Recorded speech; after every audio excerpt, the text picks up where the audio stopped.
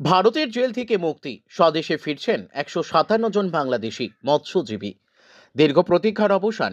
ভারতীয় জলসীমায় অবৈধ অনুপ্রবেশের অভিযোগে আটক হওয়া ১৫৭ জন বাংলাদেশি মৎস্যজীবী অবশেষে মুক্তি পেয়ে নিজেদের দেশে ফিরছেন। বুধবার সকালে দক্ষিণ ২৪ পরগনার নামখানা ব্লকের ফ্রেজারগঞ্জ মৎস্য বন্দর থেকে ৫টি ট্রলার সহ তাদের বাংলাদেশের উদ্দেশ্যে বিদায় জানানো হয়। ২০২৫ সালের বিভিন্ন সময়ে বঙ্গোপসাগরে আন্তর্জাতিক জলসীমা লঙ্ঘন করে ভারতীয় অংশে ঢুকে পড়ার অভিযোগে এই মৎস্যজীবীদের আটক করেছিল ভারতীয় উপকূলরক্ষী বাহিনী। তাদের বিরুদ্ধে অবৈধ অনুপ্রবেশ ও ভারতীয় জলসীমায় মাছ ধরার অভিযোগে মামলা রুজু করা হয়েছিল।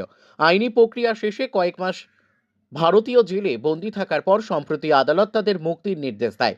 বুধবার সকাল ১০টা নাগাদ ফ্রেজারগঞ্জে মৎস্য বন্দরে এক সংক্ষিপ্ত অনুষ্ঠানের মাধ্যমে তাদের বিদায় জানানো হয়।